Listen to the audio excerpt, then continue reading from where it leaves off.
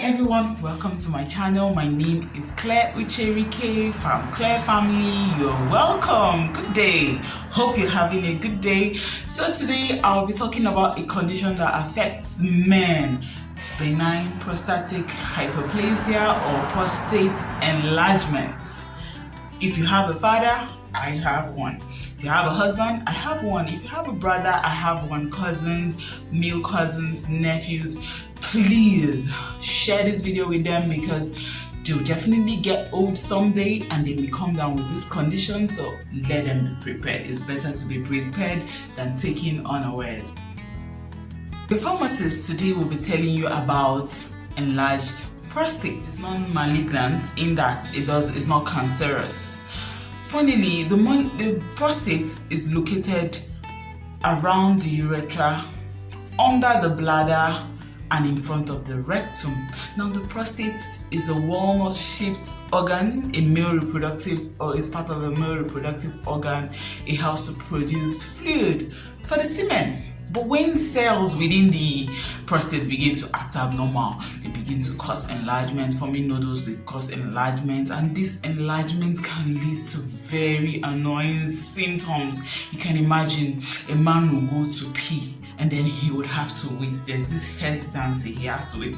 And sometimes he will have to strain to urinate to ease himself. It's not funny. As if straining is not enough, it will not start coming out like trickles, like weak stream of urine flow. You're like, what is this now? The weak stream is not good enough. Some of them will not experience dribble or start and stop urine.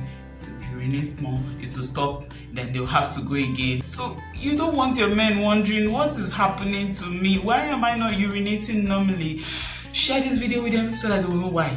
If start and stop and dribbling. Okay, dribbling is basically after urinating, you've zipped up and you're good to go, and then you start feeling trickles of urine. That's due to poor voiding. All these are associated with BPH, benign prostatic hyperplasia. Also, they have this increased frequency and urgency, and they go. And then this frequency can affect their sleep at night because they urinate often, even at night. There are so many other symptoms. So let me know your father's symptom or your husband's symptoms in the comment section below. And if you're using YouTube Go app, you may not be able to comment. So please use the main YouTube app if you want to comment. Or you can leave me an email. That's what I was saying. Besides the symptoms, there are a host of complications that are associated with this condition. Complications like blood in urine, recurrent urinary tract infection, which can even eventually lead to kidney infection and bladder stones. There are so many other complications. So there are some hormones that have been implicated in this condition. Hormones like testosterone converting to dihydrotestosterone. Remember, with age in men, this testosterone level starts to decrease and they have more of estrogen. That's like a feminine hormone. And when they have more of this hormone has been attributed to the enlargement of the prostate. There's so many other controversial studies. Another is insulin disorder. Insulin is an anabolic hormone. That means it makes things grow.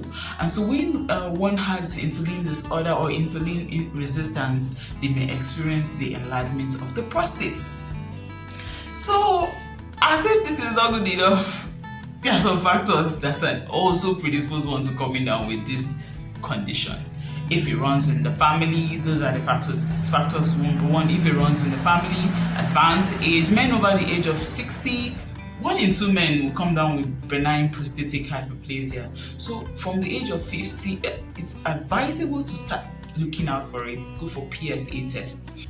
Thirdly, metabolic syndrome, like symptoms like diabetes mellitus, hypertension, hypercholesterolemia, and a host of others. And lastly, obesity. There's so many other risk factors, but let's limit ourselves to this so that I don't give you a lot of jargons. If you want to know more, let me know in the comment section. Thank you. Lifestyle adjustment. What can you do if you're already experiencing the symptoms? But before that, there are some drugs that can actually worsen BPH. Firstly, some prescription medicines like your diuretic. Diuretics is already a medicine that is used for hypertension. It helps to remove excess water. So guess what? In your father or in your husband, it will make him urinate more because that's the way the drug works, and it worsens the symptoms the person is already experiencing. Secondly, antidepressants. Antidepressants like tricyclic antidepressants, specifically like amitriptyline, they are used for managing some psychological issues. So this drug works by decreasing the muscle contraction, and this leads to a worsening of BPH. Thirdly, over-the-counter medications like your decongestants, for instance pseudoephedrine, it does this by it causes the tightening of the muscle, and this worsens symptoms. Fourthly, antihistamines like your phenylhydramine, this causes or prevents muscle contraction in the bladder. Lastly, non-steroidal anti-inflammatory drugs like ibuprofen, aspirin. There are so many controversies surrounding this class of drugs, in that some say it helps to shrink the prostate, and that means it alleviates the symptoms, while others are saying it causes urine retention, leading to a worsening of this condition. So please try to avoid these medications and let your physician know your condition so as to prevent prescribing these medications for you. Lastly, I'll be talking about lifestyle adjustments. I'll start with dietary changes. There's some foods that have been known to increase estrogen level, like your soy products, so please avoid these foods. Secondly, vegetable oil. They contain omega-6. They have inflammatory properties, so you can do more of your olive oil.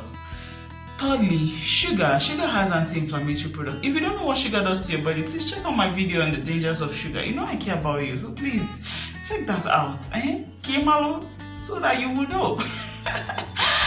And lastly, avoid some dairy products, because like your milk produced by your cow, the cow needs estrogen to produce this thing, and when it comes to this, there's no way this estrogen will not be present in the milk, and then the man will have a shot of it.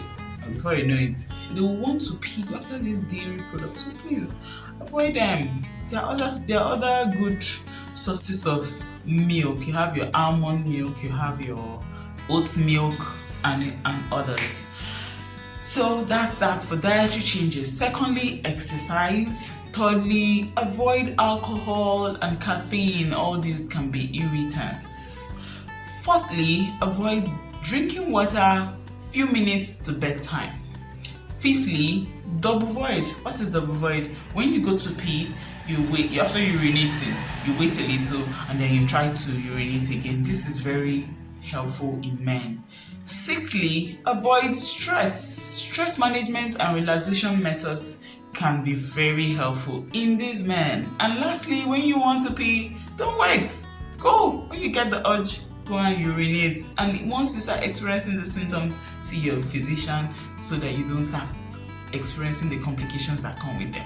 Thank you so much for watching. I hope this video has given you some clarity. I hope it has made you understand why you should avoid some drugs, why you should avoid some foods, and what you can incorporate in your lifestyle. You know, I'm a lifestyle tips kind of pharmacist. Yes, I love for you to enjoy life to the maximum, or to optimize your lifestyle. So please add this to your repertoire and share this with your colleagues, your friends. Let them know, spread the word.